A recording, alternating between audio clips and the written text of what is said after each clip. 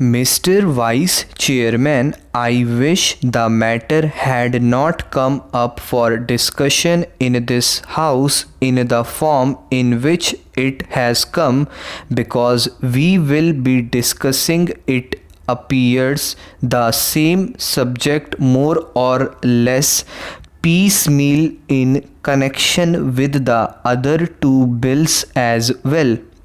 What was necessary for the government in this connection was to provide for a general discussion on the report of the Finance Commission, the kind of thing that we have on such reports, and after hearing the views of the members here, they should have formulated a bill.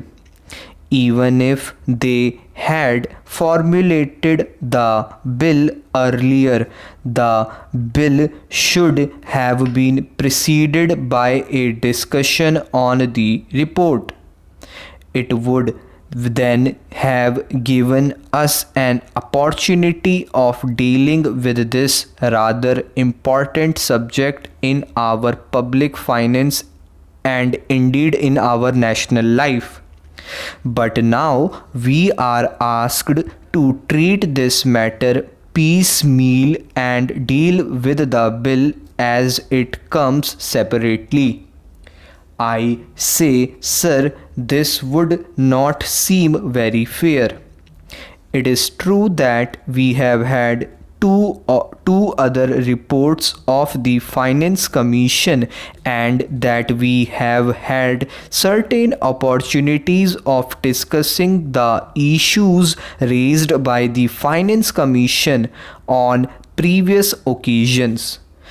But that should not have precluded a thorough discussion of the third report, more especially after the experience of the 2 5-year plans, and generally also after the experience of the states in the matter of public finance and as regards relation between the states and the center. All I can say is that the government does not understand the magnitude of the problem or the urgency or the seriousness of the issues involved. It is possibly because they think that all the state governments are under their control and that the state governments would toe the line. Whatever is laid down from here. Suppose, sir, today a number of states had been outside the control of the same party which controls the central government.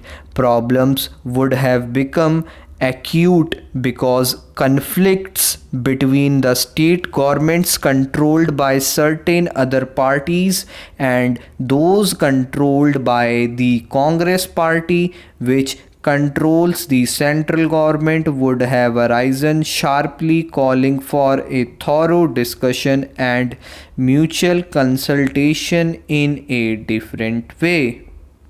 Once they can get past whatever they like, and also once it is passed, the states will more or less accept without any protest the dispensation of the center. Now that the bill is before us, we have to speak on this subject rather on the general themes. Yet I would like to make certain general observation in this connection, because the basis of the bill is the report of the Third Finance Commission. This is a long-standing issue facing the public finance of the country. Those who have studied economics will know well how this matter had come up even during the British time, when we did not have either independence or any kind of autonomy in the states. in that setup.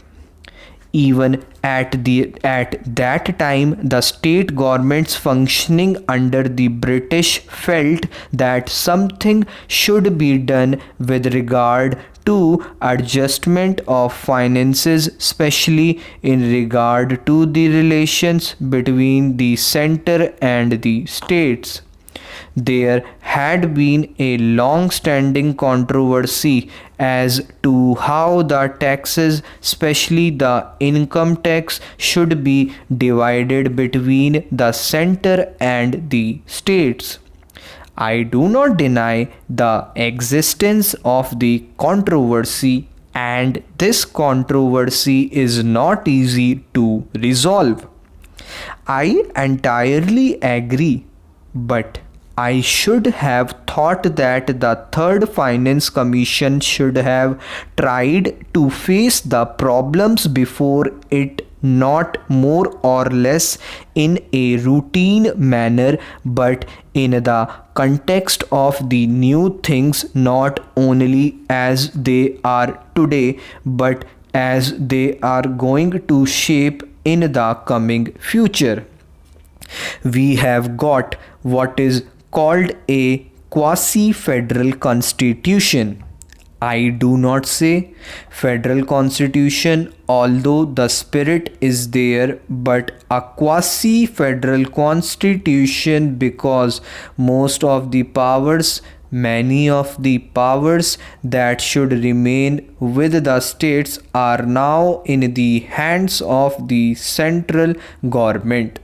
Therefore, in that way, it is more unitary in character than federal.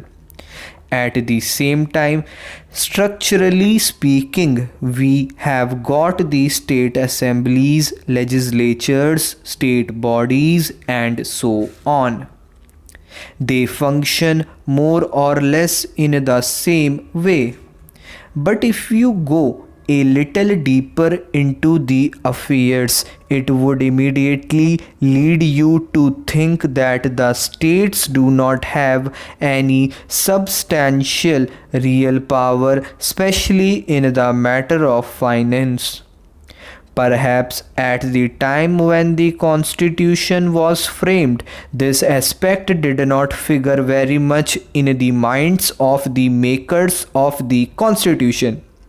We had just become free, and the concept of welding India into a solid nation was uppermost in the minds of those people who framed the Constitution and all others as well.